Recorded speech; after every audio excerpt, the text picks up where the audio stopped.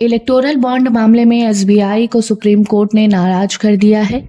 SBI ने चुनावी चंदे की जानकारी कोर्ट में पेश करने के लिए 30 जून तक का वक्त मांगा था, जिस पर सियासत भी खूब गरमाई और अब सुप्रीम कोर्ट ने सख्त आदेश दिया है कि 12 मार्च यानी कि कल तक एसबीआई को इलेक्टोरल बॉन्ड से जुड़ी हर एक जानकारी कोर्ट में पेश करनी है और 15 मार्च को वो सारी जानकारी पब्लिक के सामने होगी।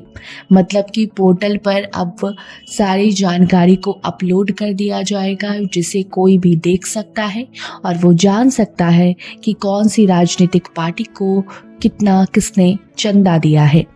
बता दें कि इलेक्टोरल बॉन्ड यानी कि राजनीतिक दलों को दिए जाने वाले चुनावी चंदे की जानकारी देने के मामले में स्टेट बैंक ऑफ इंडिया की याचिका को सुप्रीम कोर्ट ने आज खारिज कर दिया। एसबीआई को सुप्रीम कोर्ट से कोई राहत नहीं मिली। सुप्रीम कोर्ट ने सख्त आदेश दिया है, जिसे एसबीआई को अब मानना ही होगा। इलेक्टोरल बॉन्ड से जुड़ी जानकारी 12 मार्च यानी कि कल तक चुनाव आयोग को दी जाए।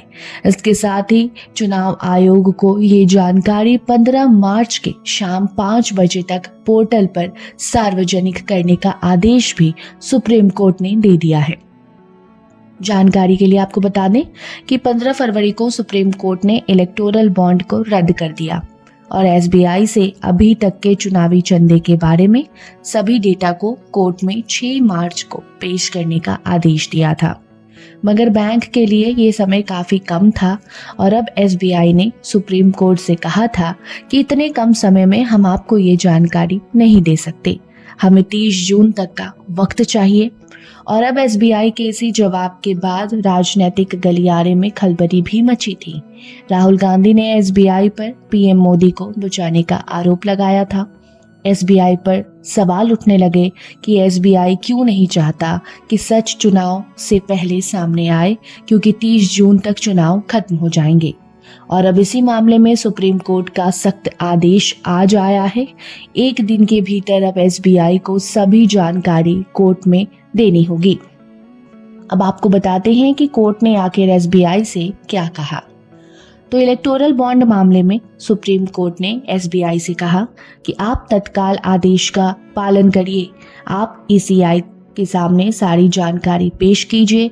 ये बहुत गंभीर मामला है और सारी जानकारी को एक दिन के भीतर यानी कि 12 मार्च को ईसीआई को दे देना है। कोर्ट ने एसबीआई से ये भी पूछा कि पिछले 26 दिन में एसबीआई ने क्या किया, क्योंकि एसबीआई को 6 मार्च को सारी जानकारी पेश करने का आदेश मिला था, लेकिन एसबीआई ये कहता रहा कि समय काफी कम है, इतने कम समय में ये काम नहीं हो सकता। उस पर भी एसबीआई को सुप्रीम कोर्ट ने फटकार लगाई है और जल्द से जल्द सभी जानकारी को कोर्ट में पेश करने की बात कही है। अब सिर्फ एक दिन का वक्त है, एक दिन के बाद सारा काला चिट्ठा सबके सामने होगा और अब आम जनता भी जान पाएगी कि किसने किसको कितना चंदा दिया है, कौन सी राजनीतिक पार्टी को किससे कितना फायदा हुआ है। कोई नई जानकारी आएगी तो आपको बताएंगे। धन्यवाद।